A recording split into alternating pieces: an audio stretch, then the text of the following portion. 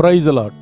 ஆண்டவரும் அருமை இரட்சகருமாகிய இயேசு கிறிஸ்துவின் நாமத்தில் நான் உங்களை வாழ்த்துகிறேன். மறுபடியுமாக கர்த்தருடைய பரிசுத்தமுள்ள சன்னிதானத்திலிருந்து கர்த்தருடைய பரிசுத்தமான வார்த்தைகள் மூலமாய் உங்களை சந்திப்பது மிகுந்த மகிழ்ச்சி. ஆண்டவருடைய பெரிதான கிருபையினால நாம் தொடர்ந்து சத்திய வசனங்களை ஆராய்ந்து அறியும்படி தேவன் நமக்கு கிருபை பாராட்டி வருகிறார். அருமையான தேவ பிள்ளைகளே, கடந்த நாட்களிலே உண்மை உள்ள ஆண்டவர் என்கிற தலைப்பிலே நாம் உண்மை இல்லாதவர்களாய் இருந்தாலும் அவர் உண்மை உள்ளவராய் இருக்கிறார் என்பதை நம்ம தியானித்தோம். இந்த 3 நாட்களும் இப்படியாக நாம் தியானிக்க போகிறோம். மெச்சிக்கொள்ளப்பட்டவர்கள்.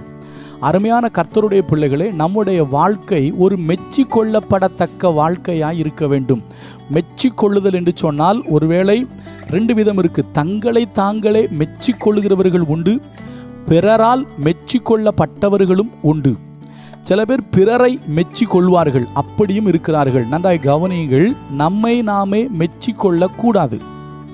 உதாரணமாக மெச்சிக்கொள்ளுதல் என்று சொன்னால் ஒருவேளை நம்மை நாமே புகழ்ந்து பேசுவது, நாம் செய்த காரியங்களை குறித்து தம்பட்டம் அடிப்பது, தங்களை குறித்து மேன்மையாக பேசுவது, பெருமை பாராட்டுவது, அதையும் மெச்சிக்கொள்ளுதல் என்கிற வார்த்தையில் எடுத்துக்கொள்ளலாம். அதே போல பிறரை மெச்சுவது, பிறர் செய்த காரியங்களுக்காக அவர்களை மெச்சுவார்கள். அப்படி வேதத்தில் சில சம்பவங்கள் இருக்கிறது. வேதத்தின் அடிப்படையில் நாம் தியானிக்க போகிறோம். ஆனால் ஒன்று மாத்திரம் உறுதி, என்னவென்று சொன்னால் பிறர் மெச்சி கொள்ளுகிற அளவுக்கு நம்முடைய ஆவிக்குரிய வாழ்க்கை இருக்க வேண்டும் என்று கர்த்தர் விரும்புகிறார். அதைத்தான் அவர் நம்மோடு கூட பேச விரும்புகிறார். உலக மக்கள் தங்களுடைய உலக பிரகாரமான காரியங்களை மெச்சுவார்கள். அதற்கு ஒரு உதாரணம் சொல்லிவிட்டு இன்றைக்கு மெச்சி கொள்ளப்பட்ட ஒரு மனிதனை காண்பிக்கிறேன். தொடர்ந்து நாம் தியானிப்போம். கர்த்தர் அதற்கு நமக்கு உதவி செய்வார். வாசிக்கிற பாருங்க, சங்கீதங்களின் புஸ்தகம் 49வது சங்கீதத்தில் 13ஆம் வசனம் சொல்லுது, இதுதான் அவர்கள் வழி, இதுதான் அவர்கள் பைத்தியம், ஆகிலும் அவர்கள் சந்ததியார் அவர்கள் சொல்லை மெச்சி கொள்கிறார்கள். இது யார் என்று சொன்னாலும் உங்களுக்கு தெரியும். கணம் பொருந்தினவனாய் இருந்தும், சரியா, அதில் போட்டிருக்கு, ஆகிலும் கணம் பொருந்தியவனாய் இருந்தும் இருக்கிற மனுஷன் நிலைத்திருக்கிறது இல்லை, அழிந்து போகும் மிருகங்களுக்கு ஒப்பாயிருக்கிறான். எவ்வளவு கணம் பொருந்தின மனுஷனாய் இருந்தாலும் அவன் நிலைத்திருப்பது கிடையாது. எவ்வளவு கோடி வைத்திருந்தாலும் அவன் நிலைத்திருப்பது கிடையாது. ஆனால் அவர்கள் தங்களை மெச்சிக்கொள்வார்கள். சரியா, நான் பெரிய பணக்காரன், எனக்கு அப்படி இருக்கு இப்படி இருக்குன்னு சொல்லி மெச்சிக்கொள்வாங்க. ஆனால் அவைகள் எல்லாம் அழிந்து போகும் என்பதை அறியாமல் இருக்கிறார்கள். அதைத்தான் இங்கு வேதம் சொல்கிறது. ஆகிலும், அந்த வார்த்தை ரொம்ப அழகாக இருக்கும் பாருங்களேன். எப்படி அந்த வார்த்தையை பாருங்க. ஆகிலும் அவர்கள் சந்ததியார் அவர்கள் சொல்லை மெச்சிக்கொள்றாங்க. ஆனால் அவங்க எப்படி? அவன் அழிந்து போகிற ஒரு மிருகத்துக்கு தான் ஒப்பா இருக்கிறான், எவ்வளோ பெரிய பணக்காரனாக இருந்தாலும் அப்படின்னு சொல்லி இந்த வசனம் சொல்லுது. அப்படி என்றால் என்னன்னு கேட்டிங்கன்னா, தங்களை குறித்து, தங்கள் சொத்துக்களை குறித்து, தங்கள் ஐஸ்வர்யத்தை குறித்து, தங்களுடைய வாழ்க்கையில் இருக்கிற சில நன்மைகளை குறித்து தங்களையே மெச்சி கொள்ளுகிற, இல்லைன்னா மெச்சி கொள்ளப்படுகிற சில மனிதர்கள் உண்டு. ஆனால் அவைகள் உலகம். கொஞ்சம் ஆவிக்குரிய பிரகாரம் நம்ம பார்ப்போம். கர்த்தர் அதற்கு நமக்கு உதவி செய்வாராக.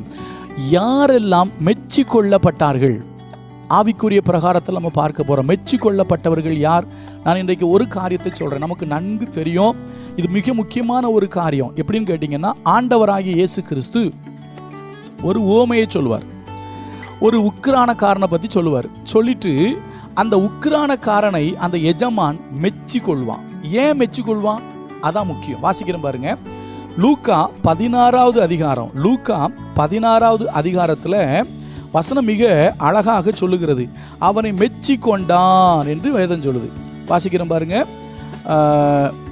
16வது அதிகாரம் 8ஆம் வசனம். லூக்கா 16:8. அநீதி உள்ள உக்கிரானக்காரன் புத்தியாய் செய்தான் என்று எஜமான் கண்டு அவனை மெச்சி கொண்டான். என்ன பண்ணா? அவனை மெச்சிக்கிட்டானா. நமக்கு தெரியும், உக்கிரானக்காரன் தப்பு பண்ணான். ஆனால் தப்பு செஞ்சாலும் அடுத்து ஒரு காரியம் என்ன செய்யணும்னு சொல்லி அவன் புத்தியா செயல்பட்டான் அப்படின்னு வேதம் சொல்லுது. இப்போ எல்லாவற்றையும் விளக்குவதற்கு நேரம் இல்லை. ஆனால் முக்கியமான ஒரு காரியத்தை சொல்ல விரும்புகிறேன். என்ன தெரியுமா? அவன் புத்தியாய் நடந்தபடினாலே எஜமான் அவனை மெச்சி கொண்டான். அதை தான் ஆவிக்குரிய வாழ்க்கையிலையும் கிறிஸ்தவர்களாகிய நீங்களும் நானும் புத்தி உள்ளவர்களாக இருக்கணும். புத்தி இருந்தாதான் நாம் மெச்சி கொள்ளப்படுவோம். நான் ஒரு தெளிவான ஒரு விஷயம் சொல்றேன். ஆண்டவராகிய இயேசு கிறிஸ்து தன்னுடைய பிரசங்கத்தை சொல்லும் பொழுது, என்னுடைய வார்த்தைகளை கேட்டு அதன்படி நடக்கிறவன் எவனோ அவன் கண்மலையின் மேல் தன் வீட்டை கட்டின புத்தி உள்ள மனுஷனுக்கு ஒப்பா இருக்கிறான் அப்படின்னாரு. அப்போ புத்தி உள்ள மனுஷன் அப்படின்னா யார் தெரியுமா? வேத வசனத்தின்படி நடக்கிறவன் தான் புத்தி உள்ள மனுஷன். ஏன்னா அவன் தான் கண்மலையின் மேலே வீட்டை கட்டுவான். சரியா? அப்போ வேத வசனத்தின்படி நடக்கிற ஒரு கிறிஸ்தவன் புத்தி உள்ள கிறிஸ்தவன்.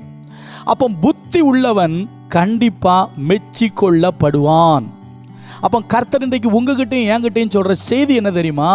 நீங்கள் மெச்சிக்கொள்ளப்படத்தக்க ஒரு கிறிஸ்தவர்களாக இருக்க வேண்டும் என்று சொன்னால் வேத வசனத்தின்படி நடக்கிற புத்தி உள்ள கிறிஸ்தவர்களாக இருங்கள்.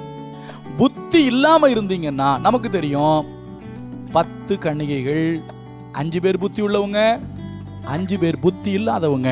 புத்தி இல்லாதவர்கள் மணவாளனோடு கூட வீட்டுக்குள் பிரவேசிக்க முடியவில்லை. புத்தி உள்ளவர்களோ மணவாளனோடு கூட வீட்டுக்குள் பிரவேசித்தார்கள்.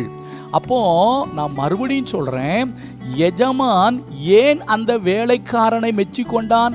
அந்த வேலைக்காரன் புத்தியாய் நடந்ததனால எஜமான் வேலைக்காரனை மெச்சிக்கொண்டான். நான் இப்படி சொல்றேன், நீங்களும் நானும் மெச்சிக்கொள்ளப்படத்தக்க ஒரு வாழ்க்கை வாழ வேண்டும் என்று சொன்னால், மெச்சிக்கொள்ளப்பட வேண்டும் என்று சொன்னால், அருமையான தேவ பிள்ளைகளே, புத்தி உள்ளவர்களாய் இருக்க வேண்டும். புத்தி உள்ளவர்களாய் இருக்க வேண்டும் என்று சொன்னால் வேத வசனத்தை கை கொண்டு வாழ வேண்டும். வசனத்தை கேட்கிறவர்களாய் இருப்பவர்கள் புத்தி உள்ளவர்கள் அல்ல, வசனத்தின்படி வாழ்கிறவர்களே புத்தி உள்ளவர்கள். நீங்க புத்தி உள்ள கிறிஸ்தவர்களா, புத்தி இல்லாத கிறிஸ்தவங்களா? நீங்க வசனத்தை கேட்க மட்டும் செய்றீங்களா, இல்ல வசனத்தின்படி நீங்க வாழ்றீங்களா? வசனத்தின்படி நீங்க வாழ்ந்தா நீங்களும் நானும் புத்தி உள்ள கிறிஸ்தவர்கள். புத்தி உள்ள வேலைக்காரன் மெச்சிக்கொள்ளப்பட்டான். புத்தி உள்ள நீங்களும் நானும் மெச்சிக்கொள்ளப்படுவோம். நாளைக்கு யார் மெச்சிக்கொள்ளப்பட்டான்னு பார்ப்போம். கர்த்தர் நல்லவர், அவர் கிருபை நம்மேல் என்றும் உள்ளது. God bless you.